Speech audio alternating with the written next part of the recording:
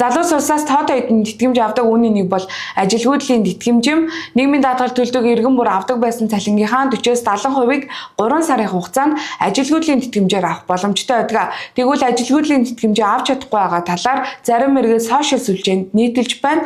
Ууг нь материалаа Хариа дүүргийнхаа нийгмийн даатгалын газарт хүргүүлснээс 30 хоногийн дотор мөнгө нь олгогдох ёстой байдаг. Гэвч зарим иргэд 3 сарын хугацаанд ажилгүйдлийн тэтгэмжээ авч чадахгүй асуудалтай тулгарчээ.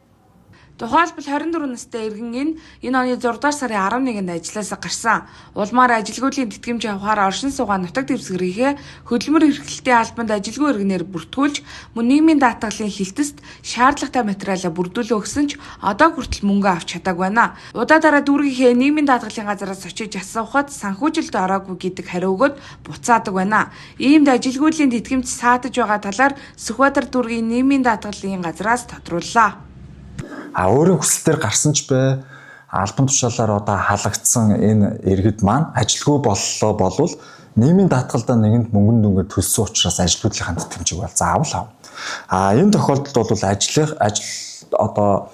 ажилгүйдлийн тэтгэмж авах гэж байгаа өргөдлөө иргэний үнэмлэхээ ажлаас одоо гарсан тушаал байгаа. Өөрийн хүсэлтээр өөр нэг иргэн халсан байх тэр тушаалаа хавсаргаад тэгээд хөдөлмөр халамж үйлчлэгээний газар дүүргийнхэн ажил одоо идэвхтэй хайж байгаа гэсэн бүртгэлээ авсгаад ийм 4 материал одоо манай дээр захимаар өгж болно. Эсвэл бичлэн манай нэг цэг үйлчлэгэн дээр авчирч өгснөөр бид нэр 14 хоногийн дотор шийдэж байгаа. Ингэхдээ нэг зүйл анхаарах хэрэгтэй байгаа. Ажлаасаа гарснаас хойш 28 хоногийн дотор одоо нийгмийн даатгалын байгууллагата ажилгүйдлийн тэтгэмж өгөх шаардлагатай. Манай дээр бол одоо ажилгүйдлийн тэтгэмжээ ажлаасаа гарсны дараа бол яг 28 хоногийн дотор портал цэг N даатгал цэгийн дээр заавар нь байгаа. Энэ дээр одоо хэрхэн бүртгүүлэх үгээ бүртгүүлж болно. Мөн нэг цэгт өгж болно. За ингээд бид нар материалыг хүлээж авснаас хойш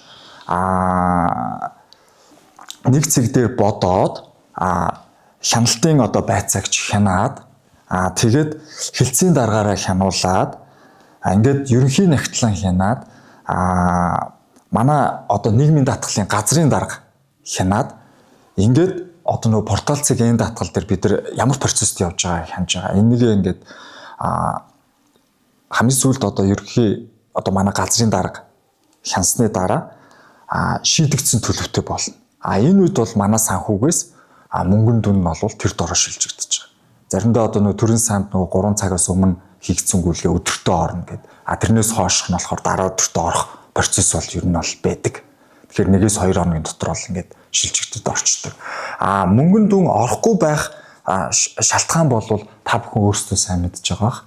Одоо нийгмийн даатгалын аль ч улсад ер нь бол сангийн мөнгийг бол одоо сангийн яамнаас нь шийдвэрлэдэг. Сангийн яамнаас манай нийгмийн даатгалын ерхий газар руу одоо төлөвлөсөн тэр мөнгөн дүн шилжигдэж орж ирсний дараагаар бид нэр одоо энэ 14 хоногтой хянсан гүйлгээнүүдээ гаргадаг гэсэн үг.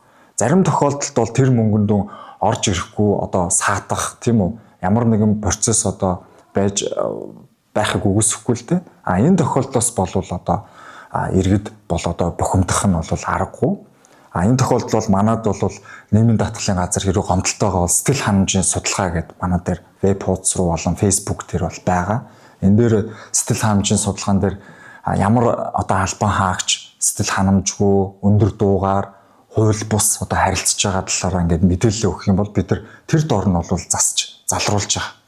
Тавчхандаа сангийн амнаас санхүүжилт олохгүй байгаа тохиолдолд иргэдэд хүрэх халамж тэтгэм сааддаг. Мөн төрийн албыг цомхон болгох, үндэсний хороонууд татан буугдсантай холбоотой ажилгүйдлийн тэтгэмж авах нь төлөвлөсөн хуваараас тооцоолох боломжгүй өндөр болсноос болж ажилгүйдлийн даатгалын сан хоосорсон гэж нийгмийн даатгалын ерөнхий газраас хариуллаа. Уг нь ажилгүйдлийн тэтгэмж бол халамж биш юм. Иргэд өөрсдийн төлсөн нийгмийн даатгалын тодорхой хувийг эргээд авч байгаа хэрэг. Энэ бол дараагийн ажлаа хайж байгаа залуус төдийгүй иргэн бүрт хэрэгцээтэй шаардлагатай тэтгэмж юм. Гэвч төрийн албыг цомтгож ажилгүйчүүд ихэлсэн гэх ганцхан шалтгаанаар иргэд төр төлсөн мөнгөнийхөө багахан хувийг ч хуулийн дагуу авч чадахгүй байдалтай байна. Улсын төрөвчийг атгадаг сангийн ам олон иргэдийг хохироосон ойлгомжгүй энэ асуудалд албан ёсны хариу тайлбар мэдээлэл өгөх нь битгий хэл мэдэгдэлж гарахгүй байна.